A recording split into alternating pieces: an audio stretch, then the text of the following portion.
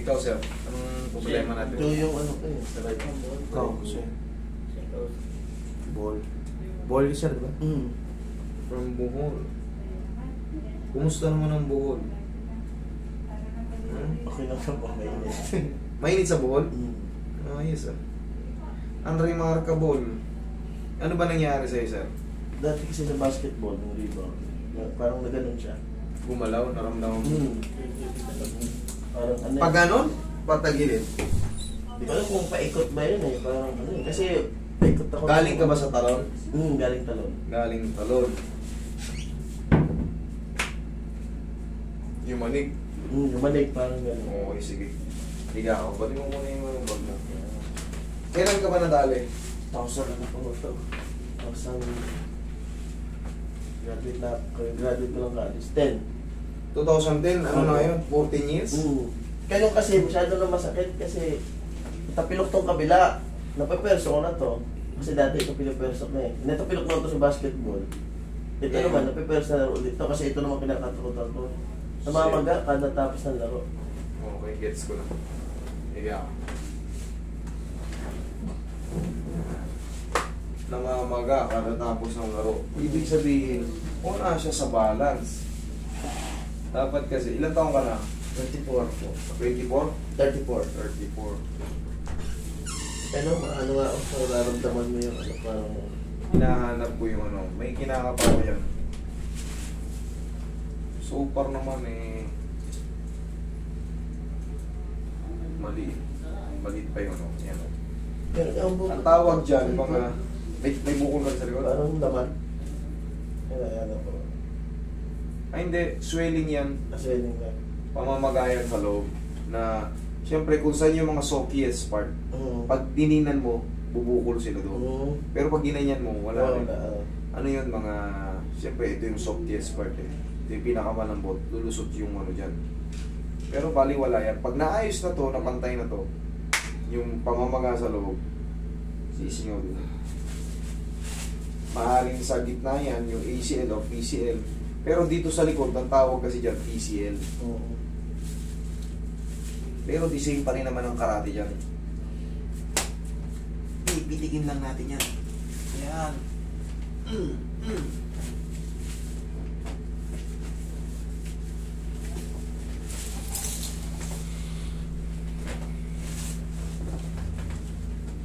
Wow. Isang hatak lang. Okay na yun. May naramdaman na ako. Ito naman yung natapilok. Oo. Sama ba?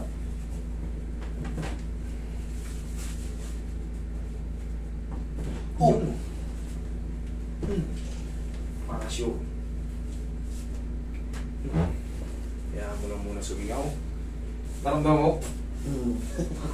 Parang Kaya nakikita ko sa Facebook. musog ng gano'n, no? Bagay, hindi nyo nakikita, hindi nyo nararamdaman. Pero sa kamay ko, tsaka yung taong hinatak, malalaman nyo yung gumalaw.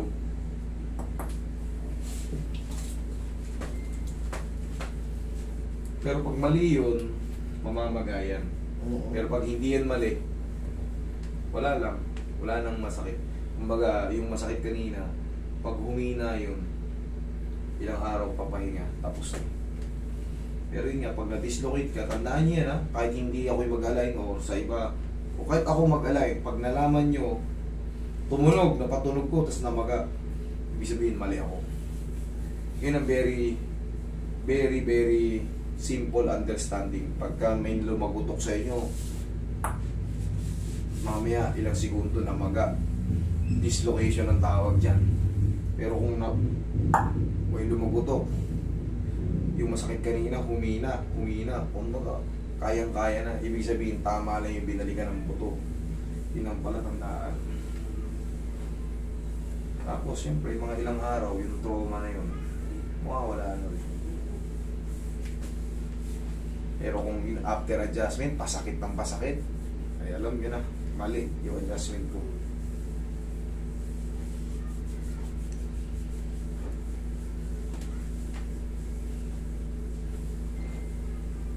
Parang lumit niya yung bilang pa. Mangyayari yun, idol, kasi hindi mo siya mapuwersa ng Pwersa, puto. Yung muscle, siyempre nasa joint, yung joint nakakapit sa kantuhan yan yung mga tendon. Ngayon, pag stress yung joint mo, yung mga tendon mo, apektado. Pag naapekto yung tendon mo, yung mga muscle mo hindi magde-develop. Ninipis siya. Pero pag nakabalik tong tuhod dito sa joint, konting bike mo lang, konting activity mo lang, mapapansin mo nakaka-recover, bumabalik siya sa dati niyang pwesto, makakahabol.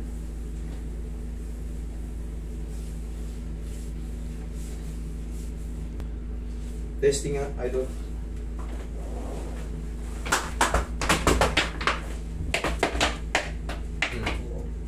Panlumuan. Na. Okay. Pahinga lang. Huwag mo muna ilaro ha. Malakas na siya pero kailangan muna mag-establish yan eh. Ilang buwan? Kahit mga 2 linggo lang, 3 linggo. Hayaan mo muna, huwag mo muna italon. Mga normal na namumuhay kung ano lang ginagawa mo. Okay? Sige.